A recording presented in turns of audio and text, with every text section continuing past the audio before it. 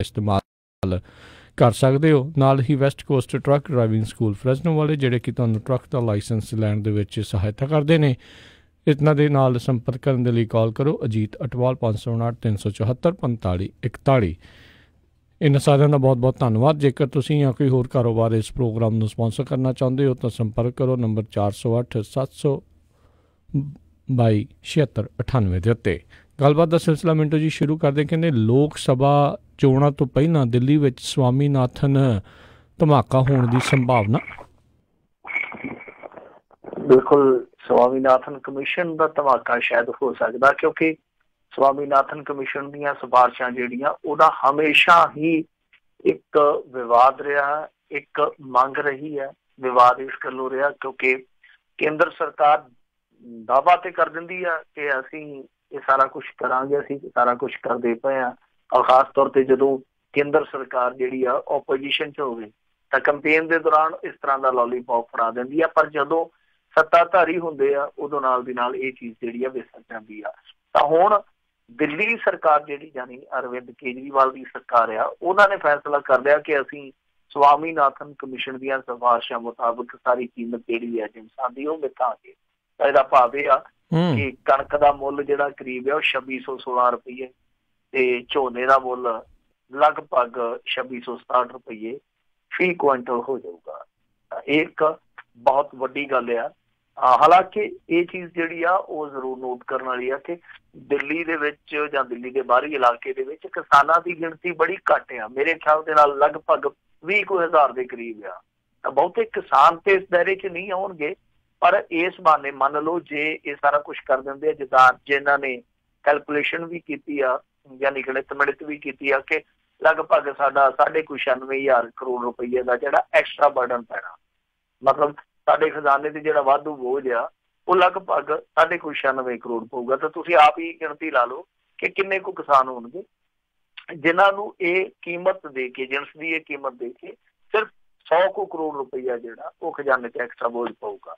ਪਰ ਇਹਦੇ ਨਾਲ ਕੀ ਹੈ ਕਿ ਦੂਸਰਿਆਂ ਤੇ ਪ੍ਰੈਸ਼ਰ ਬਹੁਤ ਪਊਗਾ ਔਰ ਆਮ ਆਦਮੀ ਪਾਰਟੀ ਨੂੰ ਇੱਕ ਮੌਕਾ ਮਿਲੂਗਾ ਕਿ ਉਹ ਆਪਣੀ ਲੜੀ ਦੇ ਵਿੱਚ ਜਿਹੜੀ ਉਹਨਾਂ ਦੇ ਕੋਲ ਹੈਗੀ ਆ ਕਿ ਸਾਡੇ ਕੋਲ ਉੱਥੇ ਮੁਹੱਲਾ ਕਲੀਨਿਕਾਂ ਨੇ, ਸਾਡੇ ਕੋਲ ਉੱਥੇ ਐਜੂਕੇਸ਼ਨ ਦਾ ਸਿਸਟਮ ਵਧੀਆ, ਤਾਂ ਉਸ ਲੜੀ ਦੇ ਵਿੱਚ ਇਹਨਾਂ ਦੇ ਕੋਲ ਇੱਕ ਚੀਜ਼ ਹੋਰ ਫਿੱਟ ਹੋ ਜਾਊਗੀ ਜਿਹੜੀ ਇਹ ਬਾਹਰ ਜਾ ਕੇ ਦਿਖਾ ਸਕਦੇ ਆ ਕਿ ਆਹ ਦੇਖੋ ਜੀ ਅਸੀਂ ਉੱਥੇ ਆ ਕਰ ਦਿੱਤਾ, ਸਾਡੇ ਕੋਲ ਬੇਸ਼ੱਕ ਕਿਸਾਨਾਂ ਦੀ ਗਿਣਤੀ ਥੋੜ੍ਹੀ ਸੀਗੀ ਪਰ ਜਿੰਨੀ ਵੀ ਸੀਗੀ ਅਸੀਂ ਸੰਭਾਲ ਦਿੱਤਾ। ਇਹ ਇਹਨਾਂ ਦਾ ਪੈਂਤੜਾ ਰਹੂਗਾ। ਔਰ ਪਹਿਲਾਂ ਵੀ ਇਹਨਾਂ ਨੇ ਦੇਖੋ ਸ਼ਹੀਦਾਂ ਨੂੰ 1 ਕਰੋੜ ਰੁਪਈਆ ਦਿੰਦੇ ਆ। ਤਾਂ 1 ਕਰੋੜ ਰੁਪਈਆ ਜਿਹੜਾ ਉਹ ਬਹੁਤ ਵੱਡੀ ਰਾਸ਼ੀ ਆ, ਇਮਦਾਦੀ ਰਾਸ਼ੀ ਆ ਜਦੋਂ ਵੀ ਕੋਈ ਸ਼ਹਾਦਤ ਦਾ ਜਾਮ ਪੀ ਜਾਂਦਾ। ਤਾਂ ਇਸ ਮਾਮਲੇ ਦੇ ਵਿੱਚ ਲੱਗਦਾ ਹੋਇਆ ਕਿ ਦੂਸਰੇ ਰਾਜਾਂ ਲਈ ਜਾਂ ਖਾਸ ਤੌਰ ਤੇ ਕੇਂਦਰ ਸਰਕਾਰ ਨੇ ਇਹ ਇੱਕ ਦਬਾਅ ਦੀ ਰਾਜਨੀਤੀ ਹੋ ਗਈ। ਆਪਣਾ ਫਾਇਦਾ ਹੋਊਗਾ, ਦੂਸਰੇ ਦਾ ਫਾਇਦਾ ਜ਼ਰੂਰ। ਜੀ ਜੀ ਬਿਲਕੁਲ। ਚਲੋ ਚੰਗੀਆਂ ਗੱਲਾਂ ਹੀ ਆ ਜਿਹੜੀਆਂ ਸਾਰਿਆਂ ਨੇ ਇਹਨਾਂ ਨੇ ਕਿਤੇ ਨਾ ਕਿਤੇ ਆਮ ਲੋਕਾਂ ਨੂੰ ਮੁੱਖ ਰੱਖ ਕੇ ਜਿਹੜੀਆਂ ਕਰ ਰਹੇ ਨੇ। ਅਗਲੀ ਜਿਹੜੀ ਗੱਲ ਕਰਦੇ ਆ, ਨੀਮ ਫੌਜੀ ਦਸਤਿਆਂ ਨੂੰ ਕੇਂਦਰ ਨੇ ਦਿੱਤਾ ਇੱਕ ਵੱਡਾ ਤੋਹਫਾ। ਦੇਖੋ ਨੀਮ ਫੌਜੀ ਦਸਤੇ ਆ ਜਿਹੜੇ ਜਿਹਨਾਂ ਨੂੰ ਆਪਾਂ ਹਿੰਦੀ 'ਚ ਅਰਧ ਸੈਨਿਕ ਬਲ ਕਹਿ ਦਿੰਦੇ ਆ ਜਾਂ ਅੰਗਰੇਜ਼ੀ 'ਚ ਪੈਰਾਮਿਲਟਰੀ ਫੋਰਸਿਸ। ਤਾਂ ਉਹਦੇ ਵਿੱਚ ਕਿਹੜੇ ਆ ਜਾਂਦੇ ਆ, ਜਿੱਦਾਂ CRPF ਆ ਜਾਂ CISF ਆ, BSF ਆ, ਇਸ ਤਰ੍ਹਾਂ ਦੀਆਂ ਫੋਰਸ ਆ ਜਾਂਦੀਆਂ। ਅਸਮ ਰਾਈਫਲ ਆ ਜਾਂਦੀ ਹੈ ਮੇਰੇ ਖਿਆਲ ਦੇ ਨਾਲ ਇੱਕ। ਇਸ ਤਰ੍ਹਾਂ ਦੀਆਂ ਕੁਛ ਹੈਗੀਆਂ ਨੇ ਪੈਰਾਮਿਲਟਰੀ ਫੋਰਸਿਸ ਜਿਹੜੀਆਂ ਨੀਮ ਫੌਜੀ ਦਸਤਿਆਂ 'ਚ ਆਉਂਦੀਆਂ। ਪਰ ਦਿੱਕਤ ਕੀ ਆ ਕਿ ਇਹਨਾਂ ਨੂੰ ਜੋ ਸਹੂਲਤਾਂ ਦਿੱਤੀਆਂ ਜਾਂਦੀਆਂ ਤਾਂ ਉਹ ਸਹੂਲਤਾਂ ਆਪਾਂ ਅੱਗੇ ਵੀ ਗੱਲ ਕੀਤੀ ਹੈ ਕਿ ਆਰਮੀ ਦੇ ਮੁਕਾਬਲੇ ਬਹੁਤ ਘੱਟ ਆ। ਔਰ ਇੱਥੋਂ ਤੱਕ ਕਿ ਜਿਹੜੀ ਪੈਨਸ਼ਨ ਵਾਲੀ ਸਹੂਲਤ ਸੀਗੀ ਉਹ ਵੀ ਇਹਨਾਂ ਦੀ ਬੰਦ ਕਰ ਦਿੱਤੀ ਗਈ। ਤਾਂ ਹੁਣ ਕੇਂਦਰ ਸਰਕਾਰ ਨੇ ਕੁਛ ਕਦਮ ਚੁੱਕੇ ਆ, ਖਾਸ ਤੌਰ ਤੇ ਗ੍ਰਹਿ ਮੰਤਰਾਲੇ ਨੇ। ਤਾਂ ਇਹਨਾਂ ਨੇ ਕੀ ਕੀਤਾ ਕਿ ਇੰਸਪੈਕਟਰ ਰੈਂਕ ਦੇ ਅਧਿਕਾਰੀਆਂ ਨੂੰ ਦੱਸਦੇ ਆ ਕਿ ਭੱਤੇ ਆ ਜਿਹੜੇ ਉਹ 9700 ਦੀ ਥਾਂ ਤੇ ਵਧਾ ਕੇ 17,500 ਦੇ ਕਰੀਬ ਕਰ ਦਿੱਤੇ ਆ। ਤਾਂ ਇਹ ਤੋਂ ਉੱਪਰਲੇ ਜਿਹੜੇ ਅਧਿਕਾਰੀਆਂ ਦੇ ਭੱਤੇ ਆ ਉਹ 16,900 ਤੋਂ ਵਧਾ ਕੇ ਲਗਭਗ 25,000 ਰੁਪਏ ਕਰ ਦਿੱਤੇ ਆ। ਤੇ ਇਹਦੇ ਨਾਲ ਜਿਹੜਾ ਇਹ ਐਲਾਨ ਹੋਇਆ ਉਹਦੇ ਵਿੱਚ 65,000 ਦੇ ਕਰੀਬ ਉਹ ਜਵਾਨ ਕਵਰ ਹੋਣਗੇ ਜਿਹੜੇ ਕਿ ਇਸ ਸਮੇਂ ਜੰਮੂ ਕਸ਼ਮੀਰ ਦੇ ਵਿੱਚ ਨਿਯੁਕਤ ਆ। ਤੇ ਦੂਸਰੀ ਚੀਜ਼ ਜਿਹੜੀ ਆ ਉਹ ਵੈਸੇ ਇਹ 65,000 ਕੁੱਲ ਆ, ਮੇਰੇ ਖਿਆਲ ਦੇ ਨਾਲ 55,000 ਨੂੰ ਇਹ ਸਾਰਾ ਲਾਭ ਮਿਲੇਗਾ। ਇਹ ਜਿਹੜਾ ਹੈਗਾ ਸੀਗਾ ਪ੍ਰਪੋਜ਼ਲ ਉਹ 2017 ਤੋਂ ਗ੍ਰਹਿ ਮੰਤਰਾਲੇ ਦੇ ਕੋਲ ਪੈਂਡਿੰਗ ਪਿਆ ਸੀਗਾ। ਹੁਣ ਤੁਸੀਂ ਆਪ ਅੰਦਾਜ਼ਾ ਲਾ ਲਓ ਕਿ 2019 ਆ ਗਿਆ, ਉਦੋਂ ਤੋਂ ਪੈਂਡਿੰਗ ਪਿਆ ਸੀ, ਹੁਣ ਇਹਦੇ ਤੇ ਫੈਸਲਾ ਕੀਤਾ ਇਹਨਾਂ ਨੇ। ਤਾਂ ਖੈਰ ਠੀਕ ਆ, ਦੇਰ ਆਏ ਦਰੁਸਤ ਆਏ। ਥੋੜੇ ਦਿਨ ਪਹਿਲਾਂ ਤੇ ਇਹਨਾਂ ਨੇ ਕਿਹਾ ਸੀਗਾ ਕਿ CRPF ਨੇ ਇਹਨਾਂ ਦੇ ਕੋਲੋਂ 에ਅਰ ਐਕਸੈਸ ਨਹੀਂ ਮੰਗਿਆ। ਬਾਅਦ ਦੇ ਵਿੱਚ ਹੁਣ ਇਹਨਾਂ ਨੇ ਐਲਾਨ ਵੀ ਕਰ ਦਿੱਤਾ ਕਿ CRPF ਦੇ ਜਵਾਨ ਹੈ ਜਿਹੜੇ ਜਾਂ ਹੋਰ ਪੈਰਾਮਿਲਟਰੀ ਫੋਰਸ ਦੇ ਜਵਾਨ ਹੈ ਜਿਹੜੇ ਉਹ ਜੰਮੂ ਕਸ਼ਮੀਰ 'ਚ ਬਾਏ 에ਅਰ ਜਾ ਸਕਣ। ਤਾਂ ਇਹ ਵੀ ਇੱਕ ਇਹਨਾਂ ਨੇ ਸਹੂਲੀਅਤ ਦਿੱਤੀ ਸੀਗੀ। ਹੁਣ ਦੂਸਰੀ ਇਹ, ਤਾਂ ਮੇਰੇ ਖਿਆਲ ਦੇ ਨਾਲ ਹੇਠਲੇ ਰੈਂਕ ਵਾਲੇ ਜਿਹੜੇ ਆ ਉਹਨਾਂ ਨੂੰ ਵੀ ਵੱਧ ਤੋਂ ਵੱਧ ਸਹੂਲਤਾਂ ਦੇਣੀਆਂ ਚਾਹੀਦੀਆਂ। ਔਰ ਦੂਜੀ ਸਭ ਤੋਂ ਵੱਡੀ ਚੀਜ਼ ਇਹ ਆ ਕਿ ਉਹਨਾਂ ਦੀ ਪੈਨਸ਼ਨ ਦੀ ਵਿਵਸਥਾ ਲਾਜ਼ਮੀ ਕੀਤੀ ਜਾਵੇ, ਕਿਉਂਕਿ ਕੋਈ ਵੀ ਬੰਦਾ ਗੋਲੀਆਂ ਥੱਲੇ ਜਾਂ ਡਰ ਦੇ ਥੱਲੇ ਤਾਂ ਹੀ ਜਿਉਂਦਾ, ਕਿਉਂਕਿ ਉਹਨੂੰ ਇੱਕ ਆਸ ਹੁੰਦੀ ਆ ਕਿ ਮੈਂ ਇੰਨੀ ਕੁ ਚਿਰ ਜੇ ਸਰਵਿਸ ਕਰ ਜਾਣਾ ਤਾਂ ਫਿਰ ਉਸ ਤੋਂ ਬਾਅਦ ਮੇਰਾ ਇਹ ਜਿਹੜਾ ਜ਼ਿੰਦਗੀ ਦਾ ਦੂਸਰਾ ਪੜਾਅ ਉਹ ਆਸਾਨੀ ਨਾਲ ਕੱਟਿਆ ਜਾ ਸਕਦਾ, ਜਿਹਨੂੰ ਆਪਾਂ ਬਜ਼ੁਰਗੀ ਦੀ ਅਵਸਥਾ ਕਹਿੰਦੇ ਹਾਂ। ਤਾਂ ਚਾਹੇ ਡਰ ਹੋਵੇ, ਭੈ ਹੋਵੇ, ਉਹਦੇ ਸਾਰੀਆਂ ਚੀਜ਼ਾਂ ਤੋਂ ਮੁਕਤੀ ਪਾ ਕੇ, ਇੱਥੋਂ ਤੱਕ ਕਿ ਮੌਤ ਦੇ ਡਰ ਤੋਂ ਵੀ ਮੁਕਤੀ ਪਾ ਕੇ ਜੇ ਕੋਈ ਸਰਵਿਸ ਕਰਦਾ ਤਾਂ ਉਹਦੇ ਵਿੱਚ ਇੱਕ ਇਹ ਰੀਜ਼ਨ ਹੁੰਦਾ ਕਿ ਚਲੋ ਪਿਛਲੀ ਉਮਰ ਸੁੱਖ ਲੈ ਲਵਾਂਗੇ। ਤਾਂ ਜੇ ਉਹ ਚੀਜ਼ ਨਹੀਂ ਹੈ, ਤਾਂ ਉਹ ਚੀਜ਼ ਸੁਰੱਖਿਅਤ ਨਹੀਂ ਹੈ, ਤਾਂ ਮੇਰੇ ਖਿਆਲ ਦੇ ਨਾਲ ਬਹੁਤ ਮਾੜੀ ਗੱਲ ਹੈ। ਇਹ ਹੁਣ ਲਾਜ਼ਮੀ ਵੇਖਣਾ ਹੋਏਗਾ ਕਿ ਕੀ ਇਸ ਤਰ੍ਹਾਂ ਦੀ ਵਿਵਸਥਾ ਕੀਤੀ ਜਾਂਦੀ ਹੈ ਪੈਨਸ਼ਨ ਵਾਲੀ, ਜਾਂ ਫਿਰ ਇਸ ਤਰ੍ਹਾਂ ਦੇ ਵਕਤੀ ਤੌਰ ਤੇ ਜਾਂ ਥੋੜੇ ਕਹੀਏ ਕਿ ਖਾਸ ਵਿਸ਼ੇਸ਼ ਪੈਕੇਜ ਦੇ ਕੇ ਸਾਥ ਦਿੱਤਾ ਜਾਂਦਾ ਹੈ। ਜੀ ਜੀ ਜੀ। ਅਗਲੀ ਗੱਲ ਕਰਦੇ, ਅਰੁਣਾਚਲ ਵਿੱਚ ਜ਼ਬਰਦਸਤ ਹਿੰਸਾ ਤੋਂ ਬਾਅਦ ਸਰਕਾਰ ਆਪਦੇ ਰੁਖ ਤੋਂ ਪਲਟੀ ਹੈ। ਦੇਖੋ, ਉੱਥੇ ਕਾਫੀ ਵੱਡੀ ਤਾਦਾਦ ਦੇ ਵਿੱਚ ਹਿੰਸਕ ਪ੍ਰਦਰਸ਼ਨ ਹੋਏ ਆ। ਉਸ ਤੋਂ ਬਾਅਦ ਹੋਇਆ ਕੀ ਹੈ ਕਿ ਮੇਰੇ ਖਿਆਲ ਦੇ ਨਾਲ ਕੱਲ ਉਪ ਮੁੱਖ ਮੰਤਰੀ ਦੀ ਰਿਹਾਇਸ਼ ਨੂੰ ਵੀ ਅੱਗ ਲਾ ਦਿੱਤੀ ਗਈ ਸੀ ਭੀੜ ਵੱਲੋਂ। ਜਦੋਂ ਅਰੁਣਾਚਲ ਪ੍ਰਦੇਸ਼ ਦੇ ਵਿੱਚ ਮਾਮਲਾ ਬਹੁਤ ਜ਼ਿਆਦਾ ਭਖ ਗਿਆ ਤਾਂ ਹੁਣ ਇਹਨਾਂ ਨੇ ਕਿਤੇ ਨਾ ਕਿਤੇ ਕਹਿ ਲਈਏ ਕਿ ਪੈਰ ਪਿੱਛੇ ਨੂੰ ਖਿੱਚ ਲਿਆ, ਪਿਛਲਖੁਰੀ ਹੋ ਗਿਆ। ਮਾਮਲਾ ਕੀ ਸੀਗਾ ਕਿ ਇਹਨਾਂ ਨੇ ਉੱਥੇ 6 ਸ਼ਾਇਦ ਇਸ ਤਰ੍ਹਾਂ ਦੀਆਂ ਜਾਤੀਆਂ ਨੇ ਜਿਨ੍ਹਾਂ ਨੂੰ ਸਥਾਈ ਆਵਾਸ ਪ੍ਰਮਾਣ ਪੱਤਰ ਦੇ ਦਿੱਤੇ ਸੀ, ਮਤਲਬ ਕਿ ਨਾਗਰਿਕਤਾ ਵਾਲੇ ਪ੍ਰਮਾਣ ਪੱਤਰ ਦੇ ਦਿੱਤੇ। ਉਹ 6 ਕਬੀਲੇ ਉੱਥੇ ਬਹੁਤ ਲੰਮੇ ਚਿਰ ਤੋਂ ਰਹਿੰਦੇ ਆ, ਪਰ ਉਹਨਾਂ ਦੇ ਕੋਲ ਨਾਗਰਿਕਤਾ ਨਹੀਂ ਗੀ। ਤਾਂ ਇਹਨਾਂ ਨੇ ਜਦੋਂ ਉਹ ਪ੍ਰਮਾਣ ਪੱਤਰ ਵੰਡਣੇ ਸ਼ੁਰੂ ਕੀਤੇ ਤਾਂ ਜਿਹੜੇ ਉੱਥੋਂ ਦੇ ਪੱਕੇ ਵਸਨੀਕ ਆ, ਮੂਲ ਵਸਨੀਕ ਆ, ਉਹਨਾਂ ਨੇ ਇਸ ਚੀਜ਼ ਤੇ ਪਾਲਿਆ ਰੱਟਾ। ਤੇ ਫਿਰ ਉਸ ਤੋਂ ਬਾਅਦ ਬਹੁਤ ਵੱਡੇ ਪੱਧਰ ਤੇ ਉੱਥੇ ਹਿੰਸਾ ਹੋਈ ਹੈ। ਜਿਵੇਂ ਮੈਂ ਤੁਹਾਨੂੰ ਦੱਸਿਆ ਕਿ ਉਪ ਮੁੱਖ ਮੰਤਰੀ ਦਾ ਘਰ ਵੀ ਸਾੜਿਆ ਫੂਕਿਆ ਗਿਆ। ਤਾਂ ਇਸ ਮਾਮਲੇ ਤੇ ਹੁਣ ਇਹਨਾਂ ਨੇ ਉਸ ਚੀਜ਼ ਤੋਂ, ਜਿੱਥੋਂ ਇਹ ਵਿਵਾਦ ਸਾਰਾ ਉੱਠਿਆ ਸੀਗਾ, ਉਸ ਚੀਜ਼ ਤੋਂ ਪਿੱਛਾ ਹਟਦਿਆਂ ਉਹ ਵਾਪਸ ਲੈ ਗਿਆ। ਤਾਂ ਇਹ ਪਹਿਲਾਂ ਹੀ ਵੇਖ ਲੈਣਾ ਚਾਹੀਦਾ ਸੀਗਾ, ਔਰ ਜੇ ਨਹੀਂ ਜ਼ਰੂਰੀ ਸੀਗਾ ਤਾਂ ਉੱਥੋਂ ਦੀ ਜਨਤਾ ਨੂੰ ਭਰੋਸੇ 'ਚ ਪਹਿਲਾਂ ਲੈ ਲੈਣਾ ਚਾਹੀਦਾ ਸੀਗਾ। ਤੇ ਇਹ ਅੱਗੇ ਆਪਾਂ NCR ਦੇ ਮਾਮਲੇ 'ਚ ਵੀ ਵੇਖਣ ਰਹੇ ਹਾਂ ਕਿ ਇਹਨਾਂ ਨੇ NCR ਆਪ ਹੀ ਲਿਆਂਦਾ, ਮੁੜ ਕੇ ਆਪ ਹੀ ਉਹਦੇ 'ਚ ਦੂਸਰੇ ਪਾਸੋਂ ਚੋਰ ਰਸਤਿਓਂ ਇਹਨਾਂ ਨੇ ਸੋਧਾਂ ਕਰਨੀਆਂ ਸ਼ੁਰੂ ਕਰ ਦਿੱਤੀਆਂ। ਫਿਰ ਉੱਥੇ ਬਹੁਤ ਵੱਡੇ ਪੱਧਰ ਤੇ ਉੱਤਰੀ ਪੂਰਬੀ ਰਾਜਾਂ ਦੇ ਵਿੱਚ ਅੰਦੋਲਨ ਸ਼ੁਰੂ ਹੋ ਗਏ। ਉਹ ਚਲੋ ਇਲੈਕਸ਼ਨ ਕਰਕੇ ਟਲ ਗਿਆ ਕੰਮ। ਯਾਨੀ ਕਹਿਣ ਦਾ ਭਾਵ ਇਹ ਆ ਕਿ ਇਹ ਸਾਰਾ ਕੁਝ ਹੋਣ ਤੋਂ ਬਾਅਦ ਜੋ ਸੋਚਿਆ ਜਾਂਦਾ, ਜੇ ਪਹਿਲਾਂ ਹੀ ਸੋਚ ਲਿਆ ਜਾਵੇ ਤਾਂ ਸ਼ਾਇਦ ਆਹ ਕੁਛ ਨਾ ਹੋਵੇ, ਜਿਹਨੇ ਬਹੁਤ ਸਾਰਾ ਨੁਕਸਾਨ ਹੈ ਜਿਹੜਾ ਸਟੇਟ ਦਾ ਕਰ ਦਿੱਤਾ ਹੋਊਗਾ। ਜੀ ਜੀ। ਅਗਲੀ ਜਿਹੜੀ ਮਿੰਟੂ ਜੀ ਗੱਲ ਕਰਦੇ, ਖਾਸ ਕਰਕੇ ਪੰਜਾਬੀਆਂ ਦੀ ਬੜੀ ਨਜ਼ਰ ਸੀ ਇਸ ਖਬਰ ਤੇ। ਸੁਮੇਧ ਸੈਣੀ SIT ਦੇ ਸਾਹਮਣੇ ਪੇਸ਼ ਹੋਇਆ। ਬਿਲਕੁਲ, ਸੁਮੇਧ ਸੈਣੀ ਬਾਰੇ ਇੱਕ ਅੰਦਾਜ਼ਾ ਇਹ ਵੀ ਸੀਗਾ ਕਿ ਸ਼ਾਇਦ ਇਹ ਪੇਸ਼ ਨਾ ਹੋਵੇ। ਜਦੋਂ ਆਪਾਂ ਵੀ ਇੱਕ ਸਵਾਲ ਖੜਾ ਕੀਤਾ ਸੀਗਾ ਕਿ ਸਭ ਤੋਂ ਪਹਿਲਾਂ ਤੇ ਇਹ ਵੇਖਣਾ ਪਊਗਾ ਕਿ ਸੁਮੇਧ ਸੈਣੀ ਆਉਂਦਾ ਜਾਂ ਨਹੀਂ ਆਉਂਦਾ, ਪਰ ਉਹਨੇ 1-2 ਦਿਨ ਪਹਿਲਾਂ ਹੀ ਮੀਡੀਆ 'ਚ ਆ ਕੇ ਇਸ ਗੱਲ ਦਾ ਐਲਾਨ ਕਰ ਦਿੱਤਾ ਸੀਗਾ ਕਿ ਮੈਂ ਜਾਊਂਗਾ। ਔਰ ਨਾਲ ਹੀ ਇਹ ਗੱਲ ਕਹਿ ਦਿੱਤੀ ਸੀਗੀ ਕਿ ਦੇਖੋ ਮੈਂ ਜਾਊਂਗਾ ਵੀ ਤੇ ਮੈਂ ਟੋਪੀ ਨਹੀਂ ਕਮਾਊਂਗਾ, ਮਤਲਬ ਮੈਂ ਗੋਲ-ਮੋਲ ਜਵਾਬ ਨਹੀਂ ਦੇਣੇ, ਮੈਂ ਸਿੱਧੇ ਠੋਕ ਕੇ ਜਵਾਬ ਦਊਂਗਾ ਜਿਹੜੇ ਮੈਨੂੰ ਸਵਾਲ ਕੀਤੇ ਗਏ। ਤੇ ਇਸ ਤੋਂ ਪਹਿਲਾਂ ਉਹਨੇ, ਵੈਸੇ ਤੇ ਉਹ ਮੀਡੀਆ ਤੋਂ ਦੂਰ ਹੈ ਜਦੋਂ ਦਾ ਉਹ ਰਿਟਾਇਰ ਹੋਇਆ, ਪਰ ਉਸ ਤੋਂ ਪਹਿਲਾਂ ਇਹਨੇ ਪੇਸ਼ੀ ਤੋਂ ਪਹਿਲਾਂ ਕੁਝ ਇੰਟਰਵਿਊਜ਼ ਦਿੱਤੀਆਂ ਨੇ। ਤਾਂ ਉਹ ਇੰਟਰਵਿਊ ਇਸ ਤਰ੍ਹਾਂ ਦੀਆਂ ਸੀਗੀਆਂ ਕਿ ਉਹਦੇ ਵਿੱਚ ਉਮਰਾ ਨੰਗਲ ਤੋਂ ਲੈ ਕੇ ਸਾਰੀ ਪੁਲਿਸ ਫੋਰਸ ਦਾ ਬਚਾਅ ਕੀਤਾ ਗਿਆ, ਔਰ ਇਹੀ ਕਿਹਾ ਗਿਆ ਕਿ ਸਾਰਾ ਕੁਝ ਕੀਤਾ ਕਰਾਇਆ ਜਿਹੜਾ ਸੀਗਾ ਉਹ ਸੰਗਤ ਦਾ ਸੀਗਾ। ਯਾਨੀ ਇਹਨਾਂ ਨੇ ਪਹਿਲਾਂ ਛੇੜ ਛੇੜੀ ਤਾਂ ਮਜਬੂਰਨ ਪੁਲਿਸ ਨੂੰ ਇਹ ਕਦਮ ਚੁੱਕਣੇ ਪਏ।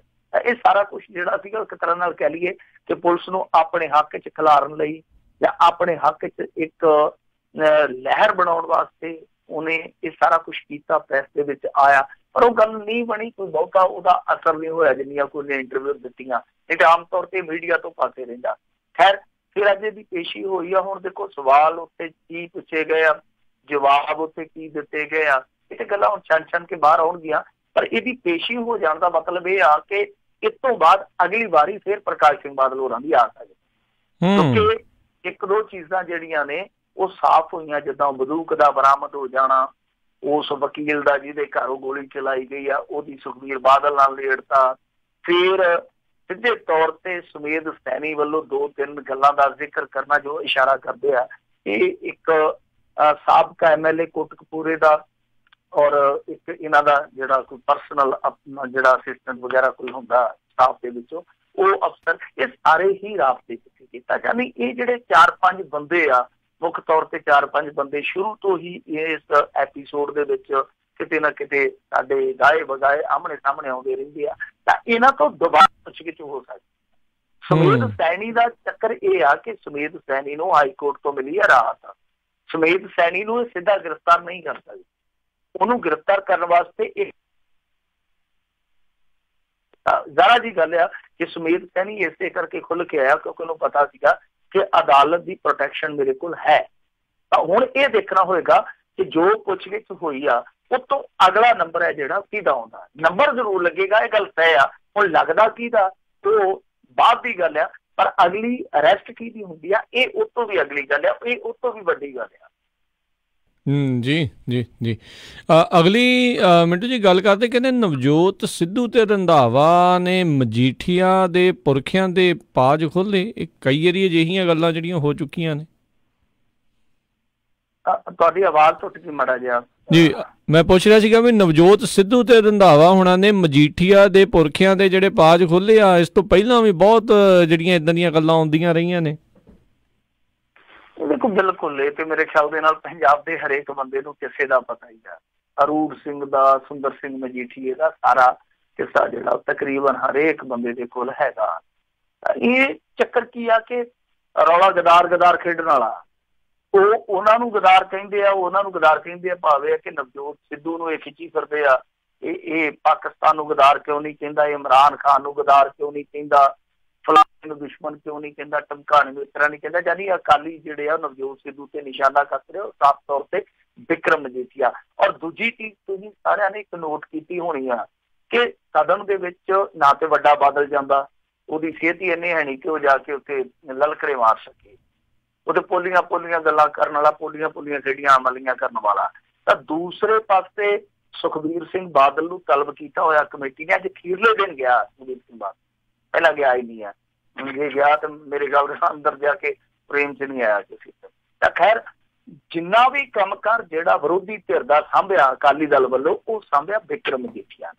ਤੁਸੀਂ ਦੇਖਿਆ ਹੋਣਾ ਕਿ ਜਦੋਂ ਬਜਟ ਪੇਸ਼ ਕੀਤਾ ਜਾ ਰਿਹਾ ਸੀਗਾ ਜਿਸ ਦਿਨ, ਮਨਪ੍ਰੀਤ ਬਾਦਲ ਦੇ ਅੱਗੇ ਹੋ ਕੇ ਲੰਮੀਆਂ ਬਾਹਾਂ ਜਿਹੜੀਆਂ ਕੋਈ ਉਲਾਰਦਾ ਸੀ ਤਾਂ ਬਿਕਰਮ ਮਜੀਠੀਆ ਸੀਗਾ ਜੀ। ਤਾਂ ਕਹਿਣ ਦਾ ਭਾਵ ਇਹ ਹੈ ਕਿ ਬਿਕਰਮ ਮਜੀਠੀਆ ਇਕੱਲਾ ਹੀ ਉੱਥੇ ਇੱਕ ਤਰ੍ਹਾਂ ਨਾਲ ਕਾਂਗਰਸੀਆਂ ਨੂੰ ਘੇਰੀ ਬੈਠਾ ਸੀਗਾ। ਤਾਂ ਇਸ ਚੀਜ਼ ਦਾ ਸਭ ਤੋਂ ਮਾੜਾ ਪ੍ਰਭਾਵ ਪੈਣ ਡਿਆ ਸੀਗਾ ਨਵਜੋਤ ਸਿੱਧੂ ਤੇ ਨਵਜੋਤ ਸਿੱਧੂ ਦੇ ਨਾਲ ਜਿੱਦਣ ਇਹਨਾਂ ਦਾ ਬਹਿਸ ਵਸਈਆ ਹੋਇਆ, ਉਦਣ ਸਿਰਫ ਤੇ ਸਿਰਫ ਸੁਖਜਿੰਦਰ ਰੰਧਾਵਾ ਖੁੱਲ ਕੇ ਆਇਆ ਸੀਗਾ ਜਾਂ ਬੁਲਾਰੀਆ ਖੁੱਲ ਕੇ ਆਇਆ ਸੀਗਾ। ਤਾਂ ਹੀ ਸਿੱਧੂ ਨੇ ਆਖਿਆ ਸੀਗਾ ਆਪਣੇ ਨਾਲਦਿਆਂ ਨੂੰ ਵੀ ਕਿ ਤੁਸੀਂ ਸਾਰੇ ਰਲੇ ਹੋ।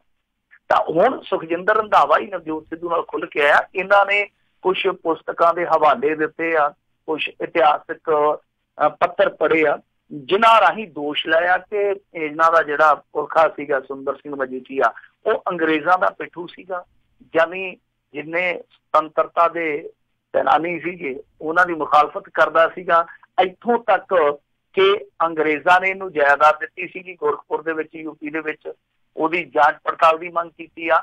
ਨਾਲ ਇਹ ਗੱਲ ਕਹੀ ਆ ਇਹਨਾਂ ਨੇ ਕਿ ਬਿਕਰਮ ਮਜੀਠੀਆ ਜਿਹੜੇ ਅਕਾਲੀ ਦਲ ਤੇ ਮੱਲ ਮਾਰੀ ਬੈਠਾ, ਉਸੇ ਅਕਾਲੀ ਦਲ ਨੇ 1937 ਚ ਸੁੰਦਰ ਸਿੰਘ ਮਜੀਠੀਆ ਨੂੰ ਕੰਡੈਮ ਕੀਤਾ ਇਹਨਾਂ ਸਾਰੀਆਂ ਹਰਕਤਾਂ ਵਾਸਤੇ।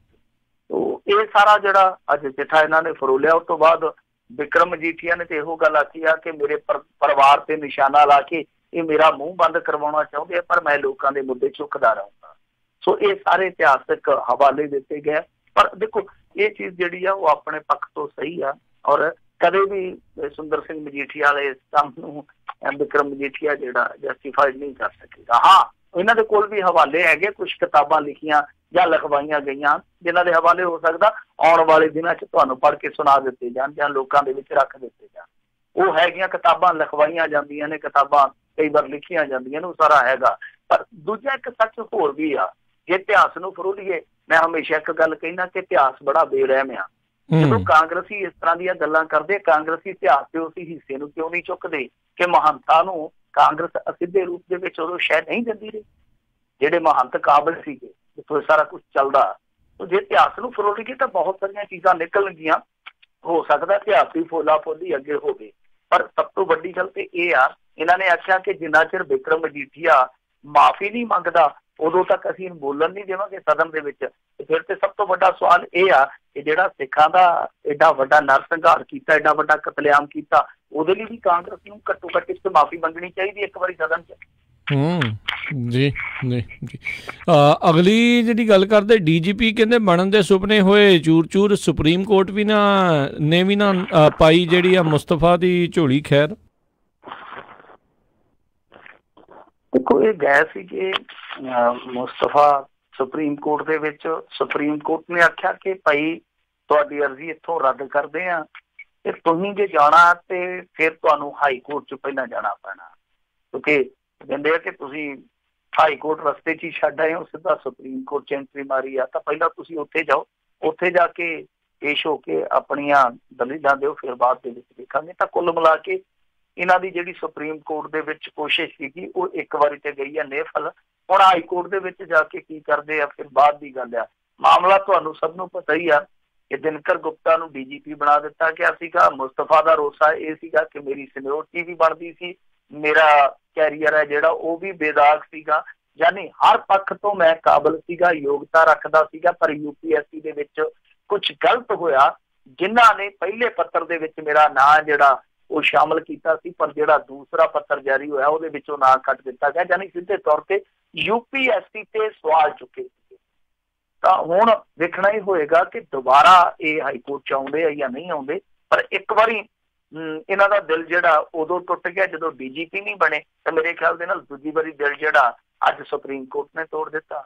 ਇਹ ਟੁੱਟਾ ਦਿਲ ਕਿੱਥੇ ਲੈ ਕੇ ਜਾਵਾਂ? ਹੁਣ ਮੁਸਤਫਾ ਗਾਉਂਦਾ ਗਾਉਂਦਾ ਸ਼ਾਇਦ ਪੰਜਾਬ ਨੂੰ ਆ ਰਿਹਾ ਹੋਊਗਾ ਕਿ ਅਗਲਾ ਮਾਮਲਾ ਜਿਹੜਾ ਉਹ ਕਿੱਥੇ ਜਾ ਕੇ ਸੈੱਟ ਕੀਤਾ ਜਾਵੇ। ਜੀ ਜੀ। ਅਗਲੀ ਜਿਹੜੀ ਗੱਲ ਕਰਦੇ, ਕਹਿੰਦੇ ਪੰਜਾਬ ਵਿੱਚ ਟੋਲ ਟੈਕਸ ਵਾਲਿਆਂ ਦਾ ਰਾਜ ਕੈਪਟਨ ਸਰਕਾਰ ਨੇ ਕਬੂਲਿਆ, ਹੋਰ ਕਿੰਨਾ ਦਾ ਰਾਜ ਉਹ 'ਚ ਕੀ ਕਬੂਲੇ ਨੇ? ਦੇਖੋ, ਸਦਨ ਦੇ ਵਿੱਚ ਤੇ ਅੱਜ ਕਾਫੀ ਜ਼ੋਰ ਅਜ਼ਮਾਈ ਹੋਈ ਆ, ਕਾਫੀ ਮੁੱਦਿਆਂ ਤੇ, ਕਾਫੀ ਨੁਕਤਿਆਂ ਤੇ, ਕਿਉਂਕਿ ਅੱਜ ਆਖਰੀ ਦਿਨ ਸੀਗਾ ਬਜਟ ਸੈਸ਼ਨ ਦਾ, ਉਹ ਚੱਲ ਰਹੀ ਆ, ਖਿੱਚਾ ਤੋਂ ਇਹਨਾਂ ਦੀ ਚੱਲਦੀ ਰਹੀ ਆ। ਅੱਜ ਇਹ ਇੱਕ ਦੋ ਜਿਹੜੀਆਂ ਰਿਪੋਰਟਾਂ ਸੀ, ਵੈਸੇ ਕੈਗ ਦੀਆਂ ਰਿਪੋਰਟਾਂ ਰੱਖਣੀਆਂ ਸੀ, ਉਹਦੇ ਬਾਰੇ ਮੈਨੂੰ ਪਤਾ ਨਹੀਂ ਹੈ ਕਿ ਕੈਗ ਦੀਆਂ ਰਿਪੋਰਟਾਂ ਰੱਖੀਆਂ ਗਈਆਂ ਜਾਂ ਨਹੀਂ। ਅਸਲ ਦੇ ਵਿੱਚ ਇਹਨਾਂ ਦੀ ਕਾਰਕਰਦਗੀ ਜਿਹੜੀ ਹੁੰਦੀ ਹੈ ਨਾ, ਉਹ ਕੈਗ ਦਿਖਾਉਂਦੀ ਹੈ ਕਿ ਇਹ ਕਿੱਥੇ ਖਲੋਤੇ ਆ। ਤਾਂ ਦੂਸਰਾ ਸਭ ਤੋਂ ਵੱਡਾ ਰੌਲਾ ਪਿਆ ਅੱਜ ਆਸ਼ੂ ਦਾ, ਤੁਹਾਨੂੰ ਪਤਾ ਹੀ, ਆਡੀਓ ਜਿਹੜੀ ਆ ਉਹ ਤੁਰੀ ਫਿਰਦੀ ਆ, ਤੁਰੀ ਕਾਹਦੀ ਫਿਰਦੀ ਹੁਣ ਤੇ ਸੋਸ਼ਲ ਮੀਡੀਆ ਤੇ ਰੋਲੀ ਫਿਰਦੀ ਆ। ਤੇ ਉਹਦੇ ਤੇ ਕੈਪਟਨ ਅਮਰਿੰਦਰ ਸਿੰਘ ਨੇ ਆਖਿਆ ਕਿ ਲਾਗਤਬਾਜ਼ੀ ਨਾਲ ਅਸੀਂ ਕੋਈ ਫੈਸਲਾ ਨਹੀਂ ਕਰਾਂਗੇ, ਮਤਲਬ ਕਿ ਲਾਗਤਬਾਜ਼ੀ ਨਾਲ ਨਹੀਂ ਚੱਲੂਗਾ ਕੰਮ, ਅਸੀਂ ਜੋ ਹੋਇਆ ਜਾਇਜ਼ ਹੋਇਆ ਉਹ ਕਰਾਂਗੇ। ਤਾਂ ਉਹ ਆਪਾਂ ਨੂੰ ਵੀ ਪਤਾ ਕਿ ਇਹਨਾਂ ਨੇ ਘੱਟੇ ਗੋਡੀਆਂ ਰੋਲ ਦੇਣੇ ਆ, ਕਿਉਂਕਿ ਇਲੈਕਸ਼ਨ ਦਾ ਮਾਮਲਾ ਇਹਨਾਂ ਨੇ ਨਿਪਟਾ ਦੇਣਾ ਕਿਸੇ ਨਾ ਕਿਸੇ ਤਰੀਕੇ ਨਾਲ।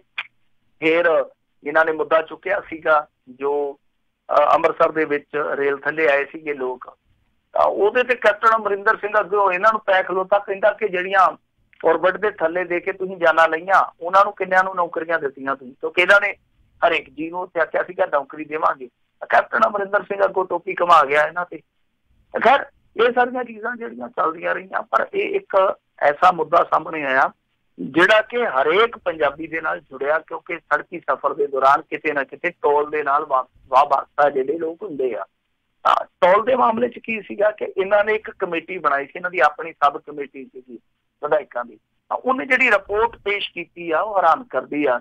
ਉਹਦੇ ਵਿੱਚ ਇੱਕ ਤੇ ਚੀਜ਼ ਜਿਹੜੀ ਖੁਲਾਸੇ ਦੇ ਰੂਪ 'ਚ ਸਾਹਮਣੇ ਆਈ ਆ ਉਹ ਇਹ ਆ ਕਿ ਟੋਲ ਪਲਾਜ਼ੇ ਜਾਂ ਸੜਕਾਂ ਦੀ ਗੁਣਵੱਤਾ ਜਾਂ ਕੌਮੀ ਸ਼ਾਹਰਾਹ ਸੰਬੰਧੀ ਕਿਸੇ ਵੀ ਕਿਸਮ ਦੀ ਕੋਈ ਸ਼ਿਕਾਇਤ ਕਰਨੀ ਆ ਤਾਂ ਉਹਦੇ ਵਾਸਤੇ ਕੋਈ ਸਿਸਟਮ ਹੀ ਹੈ ਨਹੀਂ ਪੰਜਾਬ ਦੇ ਵਿੱਚ। ਮਸਲਨ ਤੁਹਾਨੂੰ ਟੋਲ ਪਲਾਜ਼ਾ ਤੇ ਕੋਈ ਸਹੂਲੀਅਤ ਨਹੀਂ ਮਿਲੀ।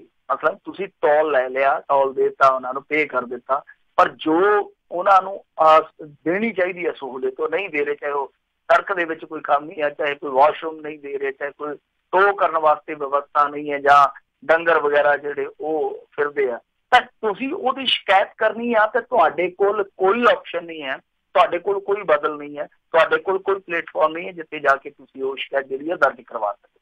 ਤਾਂ ਇਹ ਇਸ ਕਮੇਟੀ ਨੇ ਆਪ ਹੀ ਗੱਲ ਜਿਹੜੀ ਆ ਉਹ ਸਦਨ 'ਚ ਮੰਨੀ ਆ। ਦੂਜੀ ਚੀਜ਼ ਜਿਹੜੀ ਆ ਉਹ ਇਹ ਕਹਿੰਦੀ ਆ ਕਿ ਜਿੱਦਾਂ ਲੁਧਿਆਣੇ ਤੋਂ ਇੱਕ ਪਾਣੀਪਤ ਨੂੰ ਜਾਂਦਾ ਕੌਮੀ ਸ਼ਾਹਰਾਹ, ਉਹਦੇ ਵਿੱਚ ਸੜਕ ਨੂੰ ਮੁਕੰਮਲ ਕੀਤਿਆਂ ਬਿਨਾ ਜਿਹੜੀ ਉਹ ਕੰਪਨੀ ਸੀਗੀ ਉਹ 3 ਸਾਲ ਟੋਲ ਜਿਹੜਾ ਉਹ ਉੱਥੋਂ ਵਸੂਲ ਕਰ ਗਈ।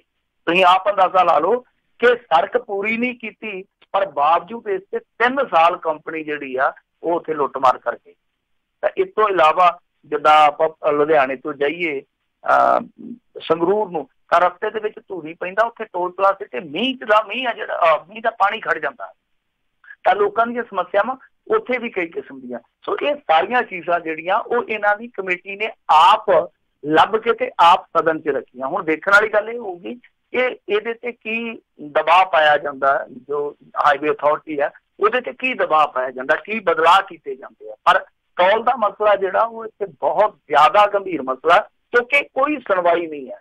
ਲੜਾਈਆਂ ਜ਼ਰੂਰ ਹੋ ਜਾਂਦੀਆਂ, ਕਈ ਵਾਰ ਟੋਲ ਪਲਾਜ਼ਿਆਂ ਤੇ ਲੜਾਈਆਂ ਹੋ ਜਾਂਦੀਆਂ, ਘਸੁੰਨ-ਮੁੱਕੀ ਹੋ ਜਾਂਦੇ, ਗੋਲੀਆਂ ਵੀ ਚੱਲ ਜਾਂਦੀਆਂ, ਪਰ ਇਹ ਜਿਹੜੀਆਂ ਸਮੱਸਿਆਵਾਂ, ਇਹਨਾਂ ਸਮੱਸਿਆਵਾਂ ਦਾ ਨਿਵਾਰਨ ਕਿੱਥੇ ਹੋਣਾ ਲੋਕਾਂ ਨੂੰ ਇਹ ਨਹੀਂ ਪਤਾ ਲੱਗਦਾ। ਜੀ ਜੀ।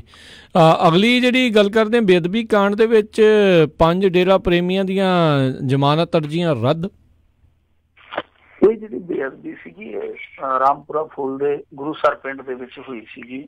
ਜਦੋਂ ਸਾਰੇ ਕਾਂਡ ਵੱਡੇ ਵਾਪਰ ਗਏ, ਮੇਰੇ ਖਿਆਲ ਦੇ ਨਾਲ ਉਦੋਂ ਗੋਲੀ ਕਾਂਡ ਵੀ ਹੋ ਗਿਆ ਸੀਗਾ ਜੀ, ਉਹ ਤੋਂ 5-6 ਦਿਨਾਂ ਬਾਅਦ ਇਹ ਬੇਅਦਬੀ ਹੋਈ ਸੀ ਗੁਰੂਸਰ ਵਾਲੀ। ਤਾਂ ਉਹਦੇ ਵਿੱਚ ਜਿਹੜੀਆਂ ਗ੍ਰਿਫਤਾਰੀਆਂ ਹੋਈਆਂ ਸੀਗੀਆਂ ਉਹ ਹੋਈਆਂ ਸੀਗੀਆਂ ਅਕਤੂਬਰ ਨਵੰਬਰ 2018 ਦੇ ਵਿੱਚ। ਤਾਂ ਉਦੋਂ ਵੀ ਇਹ ਕੁਛ ਜਿਹੜੇ ਡੇਰਾ ਪੈਰੋਕਾਰ ਆ ਉਹ ਅੰਦਰ ਆ। ਇਹਨਾਂ ਦੇ ਵਿੱਚੋਂ ਕੁਛ ਨੇ ਜ਼ਮਾਨਤ ਦੀਆਂ ਅਰਜ਼ੀਆਂ ਦਾਈਆਂ ਸੀਗੀਆਂ 5 ਦੇ ਕਰੀਬ। ਇੱਕ ਜਿਹੜਾ ਜਿੰਨੀ ਸੀਗਾ, ਜਿਹੜਾ ਹਨੀਮੂਨ ਮਨਾ ਕੇ ਇੱਥੇ ਉਤਰਿਆ ਹੀ ਸੀਗਾ, ਤੈਨੂੰ ਗ੍ਰਿਫਤਾਰ ਕਰ ਲਿਆ ਸੀਗਾ, ਜਿਹਦਾ ਕਿ ਸਭ ਤੋਂ ਵੱਡਾ ਰੋਲ ਮੰਨਿਆ ਜਾਂਦਾ ਇਸ ਸਾਰੇ ਕਾਂਡ ਦੇ ਵਿੱਚ, ਬੇਅਦਬੀ ਕਾਂਡ ਦੇ ਵਿੱਚ। ਤਾਂ ਉਹਨੇ ਜ਼ਮਾਨਤ ਦੀ ਅਰਜ਼ੀ ਆਪਣੀ ਚੁੱਕ ਲਈ ਸੀ, ਮਤਲਬ ਕਿ ਵਾਪਸ ਲੈ ਲਈ ਤੇ ਉਹਨੇ ਖਾਰਜ ਨਹੀਂ ਕਰਵਾਈ।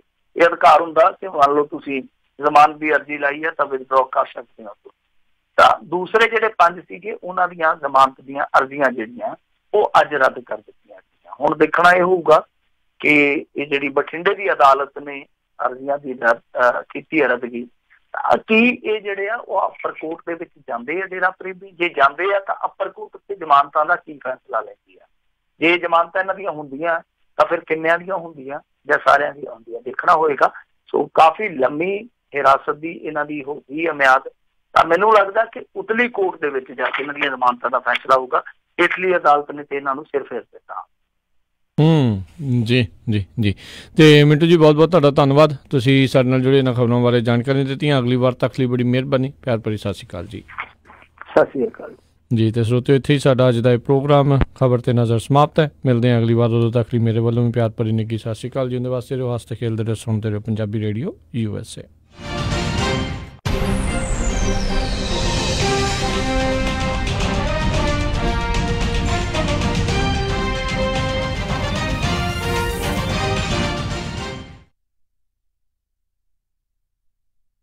ਮਨਜਿੰਦਰ, ਆ ਕੇ ਘਰ ਦੇ ਵਿੱਚ ਕਾਗਜ਼ ਪੱਤਰ ਜੇ ਖਿਲਾਰੇ ਹੋਏ ਆ? ਅਜੇ ਰਾਤ ਹੀ ਤਾਂ ਤੁਸੀਂ ਕੰਮ ਤੋਂ ਆਏ ਹੋ। ਜੋ ਥੋੜੇ ਚਿਰ ਤੱਕ